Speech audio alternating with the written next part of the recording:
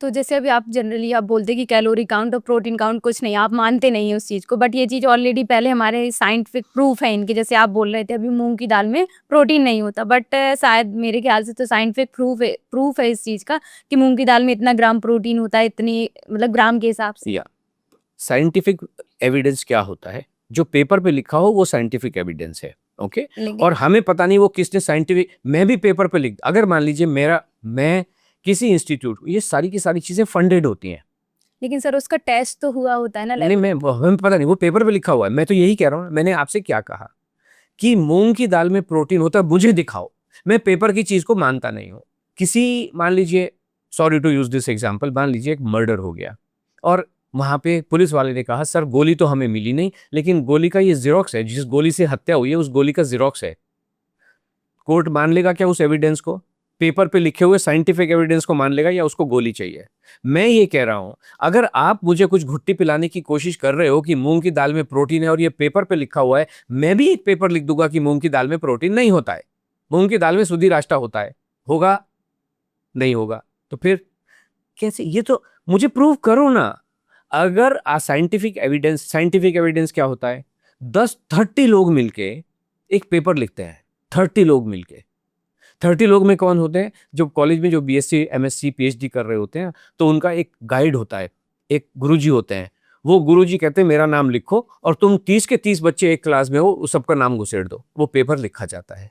फिर वो पेपर कहीं प्रेजेंट होता है कॉन्फ्रेंस में, क्योंकि उस पेपर को जांचने वाले लोग वैसे हैं जो थ्योरेटिकल बैठे हुए किताबें पढ़ पढ़, उनको लगेगा वाह क्या बेहतरीन इंग्लिश लिखी है, क्या लिखा है, और नए नए 3-5 शब्द लिख देते हैं उसके अंदर में कि ये है।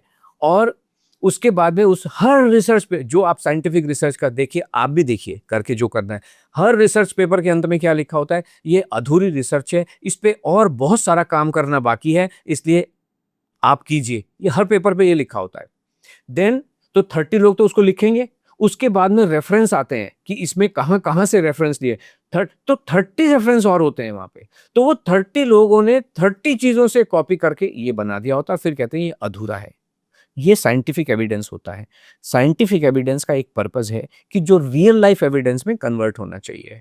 एक जो आपकी धारणाएं हैं वो सबूतों के साथ प्रूव होनी चाहिए। मैं तो बैठा हूं ना, मूंग की दाल में से प्रोटीन को अलग करना इतना डिफिकल्ट तो नहीं होगा। जिस व्यक्ति ने किया है वो दोबारा करके दिखा दे। अगर मुझे ऐसे बताइए, ए आर रहमान ने एक संगीत बनाया जय हो, वो जय हो वन टाइम बनाया कि सैकड़ों टाइम बना सकता है? कितनी भी बार बजा सकता है, गा सकता है कि न गा सकता है? जी। तो अगर किसी व्यक्ति ने एक बार मूंग की दाल में से प्रोटीन ढूंढ लिया है तो मुझे भी दिखा दे, मैं तो पैसे देने को तैयार हूं ना।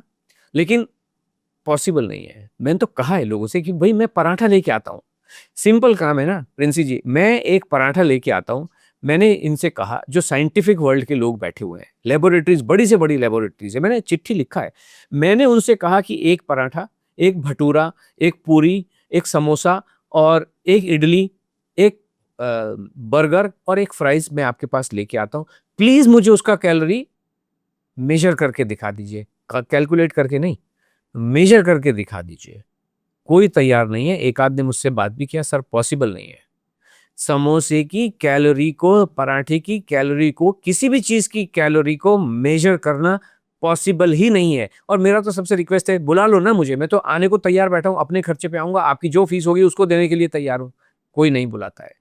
क्यों? होता नहीं है। ये सब थ्योरेटिकल चीजें हैं, सब लोग मानते हैं, जानते नहीं है। जानते हम है कैलोरी, होता नहीं है। होता तो मुझे बुलाता ना। एक व्यक्ति में तो इतनी हिम्मत होती कि जो मुझे बुलाता है आइए, और मेरे पास तो रिटर्न एविडेंस है।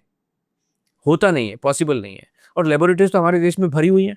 हर न्यूट्रिशन पढ़ाने वाली हर फैकल्टी में है लेबोरेटरी, होनी ही चाहिए। बिना लेबोरेटरी के तो कॉलेज होता नहीं, होना भी नहीं चाहिए। देन इंडिपेंडेंट लेबोरेटरीज हैं जो फसाई अप्रूव्ड, एनएबीएल अप्रूव्ड, बहुत सारी लेबोरेटरीज हैं। हमने उनको लिखा, बिल्कुल भी नहीं, पॉसिबल ही नहीं। वो कहते हैं, ये चीज रिटर्न में नहीं कह सकते हैं, लेकिन फोन उठा के कहते हैं सर पॉसिबल नहीं है, नहीं हो पाएगा।